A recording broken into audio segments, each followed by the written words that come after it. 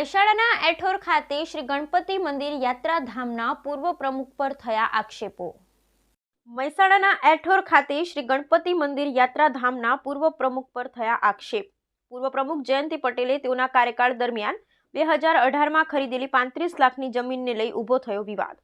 જયંતિ પટેલે ગણપતિ દાદા સંસ્થા માટે ખરીદેલી સર્વે નંબર 130 પૈકી 5ની જમીન પર છેલ્લા 35 વર્ષથી રાવળ સમાજના લોકોનો હતો કબજો ને હાલ પણ રાવળ સમાજના લોકોનો જ કબજો છે। વર્તમાન પ્રમુખ મુકેશભાઈ ચૌધરીએ કહ્યું કે જયંતિ પટેલ દર્શનાર્થીઓના 35 લાખ જેટલી રકમની ખરીદેલી જમીન બાબતે માંગેલા ખુલાસા મળ્યા પછી જ બોલાવશે ગ્રામસભા। ખુલાસા આપવાનું ટાળતા રહેલા જયંતિ પટેલે મંદિરનો વહીવટ કબજે કરવા જાણતા એક મંત્રીની રાજકીય વગ વાપરી સિલેક્શનના બદલે ઇલેક્શન દ્વારા નવા મંત્રીમંડળની ચૂંટણી કરાવવાના થયા આક્ષેપ। Bureau report Ashish Patel, Mehsana.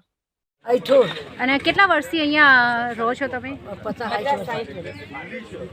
તમે જ્યાં રહો છો એ મકાનના વેરા ભરો છો? કેટલા વર્ષથી વેરા ભરો છો?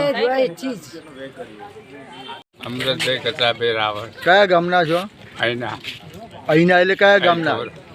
એઠોર। એઠોરમાં તમે હાલ જે જગ્યાએ રહો છો ત્યાં કેટલા વર્ષથી રહો છો? લગભગ 50 વર્ષથી 55 વર્ષ।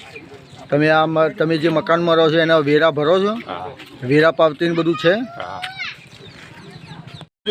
એટલે અમે ગામસભા બોલાવી નહીં અને આ લોકોએ પછી આ મુદ્દાને ગેરમાર્ગે દોરી અને પોતાની સત્તા હડપ કરવા માટે રાજકીય મંત્રીશ્રીનો ઉપયોગ કરી અને આ મંદિરને રાજકીય અખાડો બનાવવાના પ્રયત્નો કરી રહ્યા છે। વર્ષ 2018ની અંદર જ્યારે પટેલ જયંતિભાઈ પ્રમુખ હતા ત્યારે 130 પૈકી 5ની જગ્યાનું તેમણે સરકારમાં 35 લાખ રૂપિયા ભરેલા। એ જગ્યા ઉપર તેમની પંચનામું ખોટું કરેલી, જગ્યા ખુલ્લી બતાવેલી। એ જગ્યા ઉપર રાવળભાઈઓ છેલ્લા 35 થી 40 વર્ષથી વસવાટ કરે છે।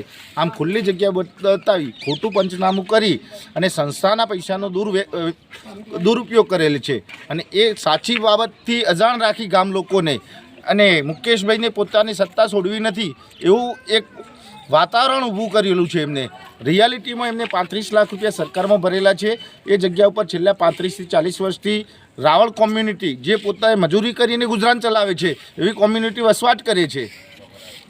એટલા આ જે વસવાટ કરે છે એ વેરો પંચાયતમાં ભરતા હશે એવું જાણવું, તો આ ખુલ્લી જગ્યા એમને બતાવી તો શું કારણ હશે? એમને કેમ આવું કર્યું? એ તો જયંતિભાઈ પટેલને જ પ્રશ્ન પૂછવાનો થાય, કારણ કે આવું કેમ કરવું પડ્યું? સ્થળ ઉપર જગ્યા ખુલ્લી નથી તો ખોટું પંચનામું કરવાનો એમનો ઈરાદો શું?